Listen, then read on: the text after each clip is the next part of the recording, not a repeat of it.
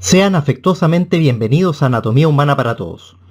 El siguiente video es la nueva entrega en la serie El Hígado, donde nos metemos a estudiar un tema de gran aplicación médico-quirúrgica, la segmentación hepática. Espero que sea de su agrado y provecho. Antes de comenzar, las imágenes obtenidas para este video fueron obtenidas de las siguientes fuentes. Consideraciones generales a la segmentación hepática.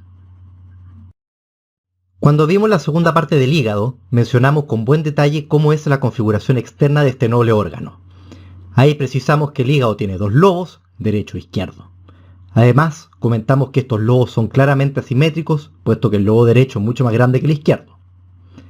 El asunto es que esta distinción en dos lobos anatómicos, por decirlo de cierto modo, no se correlaciona con la distribución intrahepática de los elementos del pedículo hepático. O sea, la anatomía externa del hígado no corresponde al patrón de división de la arteria hepática propia, la vena porta y la vía biliar intrahepática.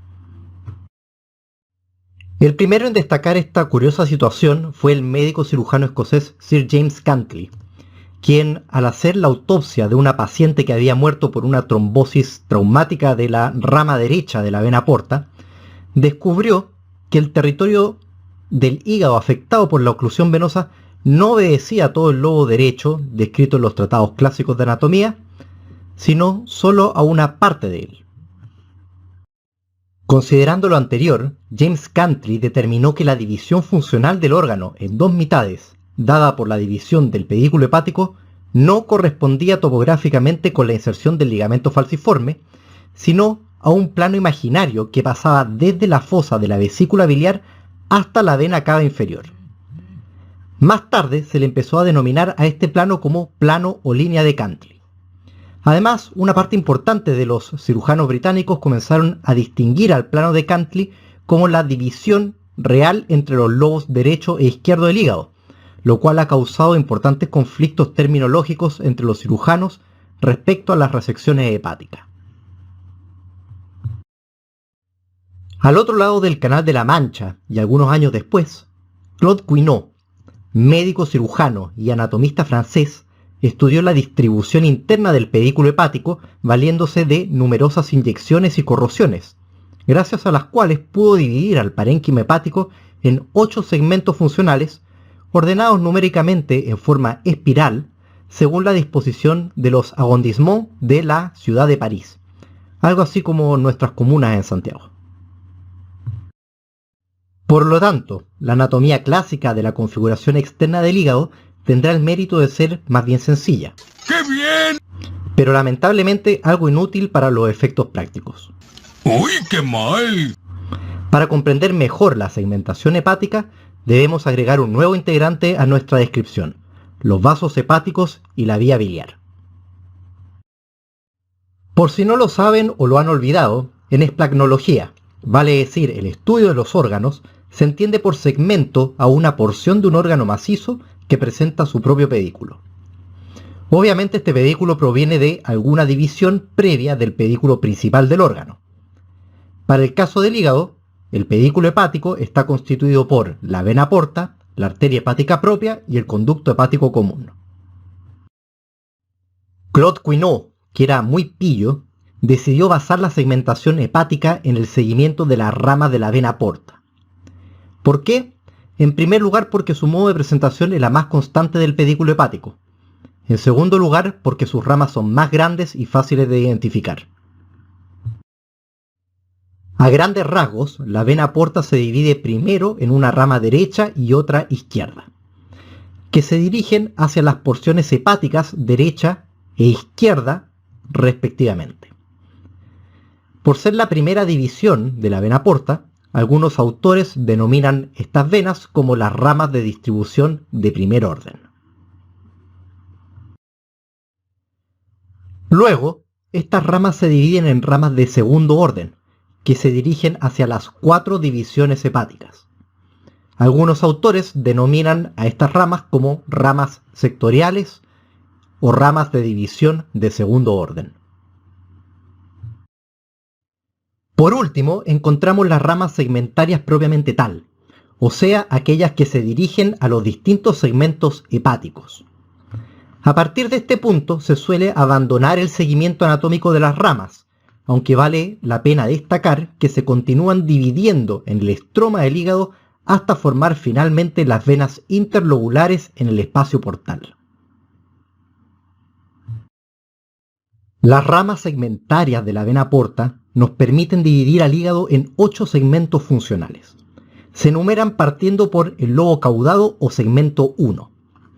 De allí sigue la enumeración describiendo una espiral hacia la izquierda que concluye con el segmento 8, situado en la cúpula hepática derecha.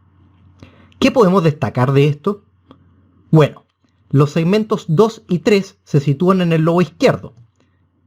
Los segmentos 4, 5, 6, 7, 8 se sitúan en el lobo derecho. También no confunda nunca los lobos hepáticos con las porciones hepáticas. Fíjese muy bien cómo la división hepática izquierda no incluye solo a los segmentos 2 y 3, sino también al segmento 4. Por último, el segmento 1, que obedece al lobo caudado, debiera ser considerado un segmento independiente, o sea, no pertenecer ni a la porción derecha o a la izquierda.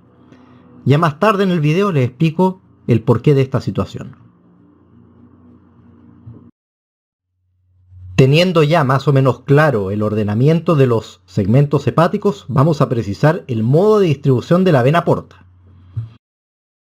Embriológicamente, la vena porta proviene de la vena vitelina, la cual se divide en 2 ramas, una derecha y otra izquierda. La rama derecha es simple y forma los sinusoides hepáticos derechos en la futura porción derecha del hígado. La rama izquierda es menos sencilla. Corresponde por un lado a la división izquierda de la vena vitelina, sin embargo, también obedece a la vena umbilical, que se encuentra anastomosada a esta rama izquierda. Por lo mismo, la rama izquierda de la vena porta en el adulto presenta 2 partes, una transversa que obedece a la porción propia a la vena vitelina primitiva y una porción umbilical que corresponde a la vena umbilical y que se continúa hacia adelante en el adulto con el ligamento redondo del hígado. Además, la porción umbilical de la rama izquierda es la que forma en el feto el conducto venoso, que como recordarán de la circulación fetal, lleva sangre desde la placenta hacia el atrio derecho en el corazón del feto. Veamos ahora las ramas de la vena porta, comenzando con su rama derecha. La rama derecha de la vena porta parece continuar la dirección del tronco de la vena porta, o sea, se dirige esencialmente hacia arriba y un poco hacia la derecha. Mide aproximadamente 3 centímetros de largo y suele introducirse rápidamente al parénquima del lobo derecho del hígado. Da ramas en su origen para la mitad derecha del segmento 1, o sea, el lobo caudado. Luego, se divide en 2 ramas. Una rama anterior para la división medial de la porción derecha del hígado que da origen a las ramas segmentarias de los segmentos 8 y 5. Y una rama posterior destinada a la división lateral que da origen a las ramas de los segmentos 7 y 6. La rama izquierda de la vena porta es más larga y horizontal que la rama derecha. Presenta una porción transversa y una porción umbilical separadas entre sí por una coadura. La porción transversa, en su origen, da ramas que se dirigen hacia la mitad izquierda del lobo caudado, o sea, al segmento 1. Luego, de su cara anterior, próximo a la coadura, da origen a la arteria del segmento 2, que se dirige hacia arriba y hacia la izquierda. A partir de este punto encontramos la porción umbilical. De esta nueva porción se origina la rama lateral para el segmento 3, y la rama medial para el segmento 4. A este nivel, la rama izquierda muestra una leve dilatación que se continúa anteriormente con el ligamento redondo del hígado. Esta dilatación es el famoso receso de Rex y marca el punto donde la rama izquierda de la porta se continúa con el ligamento redondo. El receso se forma al obliterarse la porción distal de la vena umbilical luego del nacimiento. Variantes de la vena porta. Esta distribución de la vena porta puede considerarse la constante y se da entre un 65 a 80%. Entre un 11 a un 15% no existe rama derecha de la porta y las ramas posterior y anterior del lado derecho se separan de la rama principal en un patrón que recuerda a un tridente. Entre un 0,3 a un 7%, la rama posterior derecha nace del tronco de la vena porta y no de la rama derecha. A esta forma se le dice que tiene forma de Z. Respecto a la rama derecha de la vena porta, sus variaciones se estiman entre un 17 a 35% y son muy relevantes, sobre todo desde un punto de vista quirúrgico. Entre un 0,6 a un 2,5%, la rama para el segmento 7 se desprende directamente de la rama derecha y no de la rama sectorial anterior derecha. Entre un 1,3 a un 2,4% ocurre esta misma situación, pero en relación a la rama para el segmento 6. Las variantes de la rama izquierda más bien se asocian al nacimiento de las ramas segmentarias, y no he encontrado algún trabajo que las sistematice. No obstante, tengo la impresión de que la mayor cantidad de ellas se involucran al segmento 4. Si alguien tiene alguna fuente al respecto, por favor me lo manda. Veamos qué sucede con los otros elementos del pedículo hepático partiendo con la arteria hepática propia. Ocurre algo interesante con la vascularización del hígado. La vena porta es más constante que la arteria hepática propia. En la mayoría de los casos, cerca de un 75% es un vaso único, que es la continuación de la arteria hepática común, que se divide en dos ramas terminales, una rama derecha y otra izquierda, que se dirigen a las respectivas porciones del hígado, acompañando a las ramas de la vena porta. En un 10% de los casos existe una arteria hepática izquierda que nace de la arteria gástrica izquierda y que ayuda a la arteria hepática principal a irrigar la porción izquierda del hígado. En un 11% aproximadamente existe una arteria hepática derecha accesoria que nace de la arteria mesentérica superior y que contribuye a la vascularización de la porción hepática derecha. También está escrito que la rama hepática derecha proviene de la mesentérica superior y la rama izquierda proviene de la gástrica izquierda, sin existir una arteria hepática propiamente tal. Es más bien raro y se da aproximadamente en un 2,5%. En un 1,5%, la arteria hepática proviene totalmente de la mesentérica superior. De manera muy anecdótica, la arteria hepática puede nacer directamente de la aorta. Conducto hepático común. En la mayoría de los casos, el conducto hepático común se origina por la reunión del conducto hepático derecho e izquierdo a nivel de la puerta hepática. El conducto hepático izquierdo es más largo. Se forma por la reunión de los conductos biliares segmentarios de los segmentos 2 y 3, superior al receso de Arrex. Recorre hacia el lado izquierdo siguiendo el borde superior de la rama izquierda de la vena porta. Luego cruza hacia adelante de ella para reunirse con el conducto hepático derecho. Recibe a lo largo de su trayecto 1 a 3 conductos provenientes del segmento 4 y 1 a 2 del segmento 1. El conducto hepático derecho es más corto y vertical, mide 0,5 a 2,5 centímetros. Se forma por la reunión de dos conductos, uno anterior, proveniente de la división medial, y otro posterior, proveniente de la división lateral. Estos conductos se reúnen sobre la rama derecha de la vena porta. Veamos un poco las variantes de la vía biliar, comenzando con el conducto hepático derecho. La descripción anterior aplica aproximadamente a un 64% según los trabajos de Huang y colegas y corresponde, según la clasificación que ellos proponen, al tipo A1.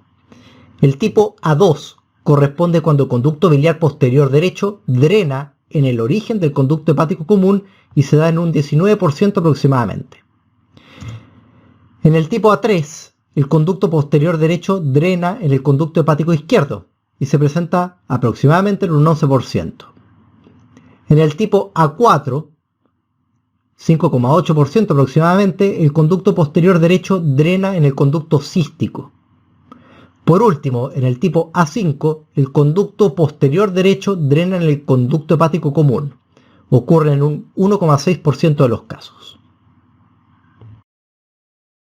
La descripción normal descrita se da aproximadamente en el 63% de los casos y corresponde al tipo B1 según la clasificación propuesta por Huang y colegas. En el tipo B2, el conducto del segmento 4 drena hacia el conducto hepático común. Ocurre aproximadamente en un 16% de los casos. El tipo B3, en 4%, el conducto del segmento 4 drena en el conducto posterior derecho. El tipo B4, un 1%, el conducto de los segmentos 4 y 1 drenan en el conducto hepático común. El tipo B6, en 3%, el conducto 2, 4 y 1 se unen para drenar en el conducto hepático común. La verdad es que en general, y de lo que he encontrado, hay mucho trabajo arrojando resultados algunas veces bastante diferentes sobre el patrón de distribución de la vía biliar, por lo que no se sorprenda si encuentran otros trabajos que le arrojen datos diferentes a los que yo les menciono. Vainas del pedículo hepático. El hígado presenta una cápsula que recubre su superficie externa y que se extiende hacia el interior formando el estroma del órgano. Es la túnica fibrosa del hígado en terminología anatómica, aunque más conocida en el mundo médico como la cápsula de Gleason. Las descripciones quirúrgicas del pedículo hepático describen que los elementos de este pedículo hepático y sus divisiones están envueltos en vainas conectivas dependientes y en continuación con la túnica fibrosa, denominadas vainas gleasonianas. Presumo que en terminología corresponde a la cápsula fibrosa perivascular, aunque no estoy 100% seguro. Diría que están relacionadas, pero me parece que no son exactamente lo mismo. Como sea, el asunto es que estas vainas conectivas presentan engrosamientos a nivel de la puerta hepática que se denominan placas. Existe una placa iliar, la más importante en relación a la división de primer orden del pedículo hepático. Existe una placa cística en relación a la fosa de la vesícula biliar, una placa umbilical en relación a la división izquierda del pedículo hepático y la más pequeñita de todas, la placa de Arancio, que acompaña rodeando al ligamento del conducto venoso. ¿Por qué es importante todo esto que vengo de mencionar? La gracia de estas placas y vainas es que permiten disecar los elementos del pedículo hepático en cirugías resectivas, evitando dañar al parénquima hepático. Estos tipos de abordajes se denominan abordajes extrafaciales del pedículo hepático y tienen gran importancia en la actualidad. Me permito destacar que la descripción anterior no es aceptada por todos los autores. Otros, como en este trabajo, consideran otra envoltura, la cápsula de Laennec, como la verdadera envoltura del hígado y que superficialmente envuelve a los pedículos gleasonianos. En fin, les muestro esto para enfatizar que existen distintas concepciones teóricas para explicar los abordajes extrafaciales. Las venas hepáticas. La sangre proveniente de los lóbulos hepáticos converge hacia la vena cava inferior a través de tres venas hepáticas, una derecha, una media o intermedia y otra izquierda. La vena hepática derecha suele desembocar independientemente en la vena cava inferior, mientras que las venas hepáticas intermedia e izquierda se suelen unir en un tronco común, en un 65 a un 85% de los casos, previo a desembocar en la vena cava inferior. Existe un aspecto a destacar aquí, y es que el patrón por segmentos que escribimos hace un rato no aplica a las venas hepáticas. Tienen territorios más o menos distintos. La vena hepática derecha recibe en general la porción derecha del hígado. La porción izquierda drena hacia la vena hepática izquierda y a la vena media. Existe un porcentaje variable de sangre de la porción hepática derecha e izquierda que también drenan hacia la vena intermedia. La vena hepática derecha es la más grande y resume normalmente la mayor parte de la sangre de la porción hepática derecha, salvo el segmento 8.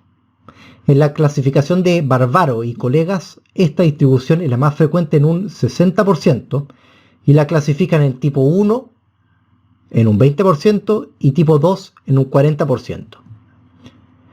La distinción radica esencialmente en el modo en que convergen las venas segmentarias. En un 25% de los casos, según los mismos autores, describen el tipo 3, donde se incorpora la vena del segmento 8 a la vena hepática derecha. Al igual que en la clasificación anterior, los autores subdividen esta situación conforme a cómo confluyen las venas segmentarias. En el subtipo A se reúnen para formar dos venas bien diferenciadas, mientras que en el tipo B las venas segmentarias se conservan más independientes. En el tipo 4, la vena hepática derecha es poco desarrollada y son frecuentes las venas accesorias, que drenan independientemente en la vena cava inferior. Esta presentación se observa aproximadamente en un 15%. En todo caso, quisiera destacar la existencia de estas venas hepáticas accesorias derechas, cuya presentación se encuentra entre un 20 a un 30%. La más frecuente es, según los trabajos de Cheng, la vena accesoria inferior derecha, en un 15%. También puede presentarse una vena accesoria media, que es menos prevalente, en un 5,5%. La vena hepática intermedia drena normalmente la sangre de las divisiones mediales del hígado, aunque con variaciones.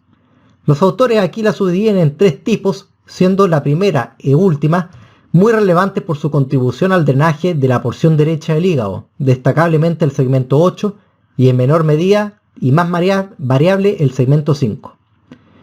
En el segundo tipo no recibe mayores tributarias de los segmentos inferiores, pero sí un importante drenaje de los segmentos superiores, el 8 al lado derecho y el 4A al lado izquierdo. Vena hepática izquierda. Se sitúa en relación a la fisura del ligamento venoso. Suele reunir la sangre de los segmentos 2, 3 y 4. Los autores aquí la clasifican en tres tipos. Tipo 1, de un 72%, donde existen dos venas del segmento 3 y una del segmento 2. En el tipo 2 existe en un 14% y hay dos grandes colectores. En el tipo 1 y en el tipo 2 existe drenaje venoso proveniente del segmento 4A. En el tipo 3, en un 13%, en cambio, no existe drenaje significativo del segmento 4A. Como se dan cuenta, el segmento 4 es medio mañoso. Generalmente termina en la vena hepática izquierda. Cuando lo hace de este modo, en un 50%, según Skapton y colegas, existe una vena umbilical o vena de la fisura umbilical que puede drenar bien en la vena intermedia, bien en la vena izquierda. Ya les mencionaba antes que el lobo caudado y el segmento 1 son especiales por ser independientes. Veamos un poco a qué se refiere esta afirmación. Cuando les hablé de la anatomía externa del hígado en la parte 2 de esta serie de videos, precisé que el lobo caudado es aquella porción situada eminentemente en la porción posterior de la cara diafragmática que estaba comprendida entre la fisura del ligamento venoso a la izquierda, el surco de la vena cava inferior al lado derecho y la puerta hepática hacia abajo. Si revisamos la definición quirúrgica de esta porción del hígado, nos vamos a encontrar con que el lobo caudado o segmento 1 es aquella porción del hígado que está vascularizado por ramas que nacen directamente de la vena porta y sus dos ramas. Por lo tanto, tenemos un impas no menor entre lo que se entiende generalmente en cirugía moderna por lobo caudado y lo que dicen los textos clásicos de anatomía por el otro, y que han repetido de manera sistemática los textos no especializados de anatomía al respecto. En este esquema observamos que existen ramas que nacen del pedículo hepático y que son específicas a esta área del hígado. Nacen tanto de la vena porta como de sus ramas derecha e izquierda y se dirigen hacia posterior. No son muy voluminosas, pero sí son muy específicas al territorio del segmento 1. El territorio suplido por estas ramas es más extensa que lo entendido clásicamente por lobo caudado y presenta tres partes. Una izquierda, lobo de Spiegel, entre la fisura del ligamento venoso y el surco de la vena cava, una porción intermedia, situada anterior a la vena cava y que se denomina segmento paracava, situado por delante de esta vena, y el proceso caudado, que sería, al menos en esta descripción, aquella porción a la derecha de la vena cava y que se confunde con el parénquima del lobo derecho del hígado. En términos quirúrgicos actuales, a todo esto se le denomina el área dorsal del hígado, segmento 1 o lobo caudado. Además, el retorno venoso no termina por lo general en las venas hepáticas derecha, intermedia e izquierda, sino lo hacen conformando venas independientes y cortas que drenan directamente en la cara anterior de la vena cava inferior. Son conocidas como las venas caudadas o venas spiegelianas y deben ser ligadas durante algunas maniobras quirúrgicas que buscan liberar al hígado o planificar resecciones. División topográfica de los segmentos hepáticos. Para terminar, vamos a ver cómo se corresponde todo esto con la anatomía externa del hígado. Lo primero es dividir la porción derecha de la izquierda, y para eso podemos valernos de la línea de Cantley, como ya les mencioné al inicio del video. El asunto es que en terminología anatómica no existen epónimos, así que se le bautizó a esta línea como la fisura porta principal. Recuerdo que esta línea imaginaria va desde el surco de la vena cava inferior hacia la fosa de la vesícula biliar. Interesantemente, en profundidad, la fisura porta principal corresponde a la vena hepática intermedia. Luego, existen otras dos fisuras que son las que permiten hacer las 4 divisiones hepáticas. Una derecha, denominada fisura porta derecha, y otra izquierda, denominada fisura umbilical. La fisura porta derecha es la más difícil de trazar. Algunos autores sostienen que corresponde a una línea imaginaria que pasa desde el borde derecho de la vena cava inferior hasta un punto medio situado entre el lecho de la vesícula biliar y el extremo derecho del hígado. Otros autores dicen que el borde lateral del hígado, en relación a la inserción del ligamento triangular derecho, correspondería a este límite. Sea como sea, lo importante es que corresponde en profundidad a la vena hepática derecha. La fisura umbilical es la única que se traduce en algo tangible en la anatomía externa del hígado y que corresponde a la inserción del ligamento falciforme y a las fisuras de los ligamentos redondo y venoso. En profundidad, esto corresponde con la vena hepática izquierda. Por último, y para trazar la división horizontal entre los segmentos superiores e inferiores, se hace una línea imaginaria tangencial que pasa a lo largo de la puerta hepática. Muy bien, veamos las conclusiones de todo esto. La configuración anatómica externa del hígado no corresponde a la división intraparenquimatosa de los elementos del pedículo hepático. El pedículo hepático está constituido por la vena porta, la arteria hepática propia y el conducto hepático común. Los elementos del pedículo presentan variaciones anatómicas de gran relevancia quirúrgica. El patrón de distribución de los elementos del pedículo hepático permite diferenciar 8 segmentos funcionales. El retorno venoso de los segmentos hacia la vena cava inferior se efectúa a través de 3 venas hepáticas, derecha, intermedia e izquierda. Presenta también variantes anatómicas considerables de gran relevancia quirúrgica. El segmento 1 o lobo caudado es considerado un segmento independiente y su descripción quirúrgica actual no es concordante del todo con la descripción clásica de este lobo. Los segmentos pueden ser trazados en superficie siguiendo las fisuras porta principal, derecha y umbilical, que corresponden en profundidad a las 3 venas hepáticas.